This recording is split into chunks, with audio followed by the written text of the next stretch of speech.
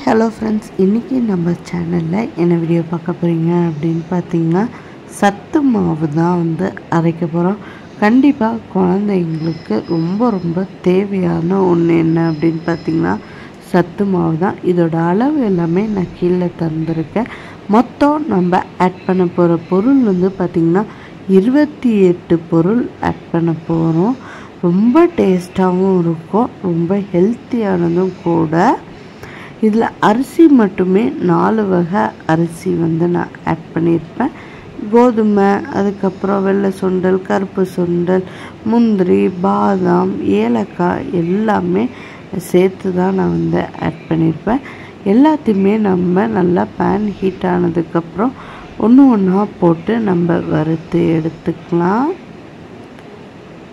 குழந்தைங்களுக்கு அவ்வளோ சத்து கொடுக்கும் கண்டிப்பாக.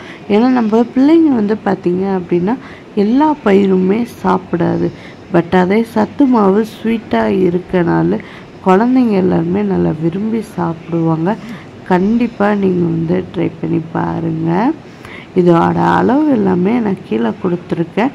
நம்ம இப்போ ஒன்று ஒன்றா சேர்த்து நல்லா வறுத்து எடுத்துக்கலாம். குழந்தைங்களுக்கு நம்ம 6 மந்த்ஸ்லேருந்தே இந்த சத்து மாவு கொடுக்கலாம். சப்போஸ் உங்கள் வீட்டில் சத்து மாவு அரைக்க முடியல அப்படின்னா, உங்களுக்கு தேவைப்பட்டுச்சு அப்படின்னா கீழே இருக்க கமெண்ட் பாக்ஸில் சொல்லுங்கள். நான் ஃப்ரீ டெலிவரியும் பண்ணிகிட்ருக்கேன் ஒசூரில். அதர் டிஸ்ட்ரிக் நம்ம கொரியரும் பண்ணலாம். இந்த மாதிரி எல்லாத்தையுமே வறுத்து எடுத்துக்கலாம். ஒரு பார்ட்டாக நான் உள்ளே ஆட் பண்ணி வறுத்து எடுத்துக்கிறேன். இது எல்லாத்தையுமே வறுத்து எடுத்துட்டு நம்ம போய் மில்லில் தான் கொடுத்து அரைக்க போகிறோம். ஏன் நம்ம மில்லில் கொடுத்து அரைக்கிறோன்னா, நாம் மிக்ஸி ஜாரில் அரைச்சா 1-2 அரையும், 1-2 அரையாது. ஸோ அதனால தான் நம்ம மில்லில் கொடுத்து அரைக்கிறோம். மில்லில் அரைச்சோம் அப்படின்னா நல்லா ஃபைன் பவுடர் ஆயிரும். சத்து மாவு சாப்பிட்டா அவ்வளோ பெனிஃபிட் இருக்குங்க.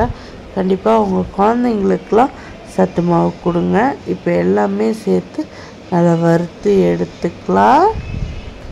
லாஸ்ட்டாக பாதாம், முந்திரியும் லைட்டாக வறுத்து எடுத்துக்கலாம். இதில் எண்ணெயோ எதுவுமே ஊற்றக்கூடாது. இப்போ எல்லாமே வறுத்து எடுத்து நல்லா காய வச்சு எடுத்துக்கலாம். நிழல்லே தான் நான் காய வச்சு எடுத்துப்பேன் எப்பயுமே. இப்போ காய வச்சு பவுடர்லாம் பண்ணி எடுத்துகிட்டு வரணும். அதுக்கு முன்னாடி முந்திரியும் பாதாமையும் நம்ம வறுத்து எடுத்துக்கலாம். லைட்டாக கலர் மாறினா போதும், ரொம்பலாம் கலர் மாறணும் அப்படின்றது தேவையில்லை.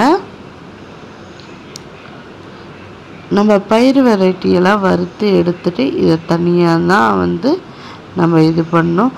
நான் கொஞ்சம் உங்களுக்கு மிக்ஸி ஜார்லேயும் அரைச்சி காமிச்சிருக்கேன் பாருங்கள். இந்த மாதிரி 3 டைம்ஸ் போட்டு அரைக்க வேண்டியதாக இருக்குது. ஸோ அதனால் கண்டிப்பாக மில்லில் கொடுத்து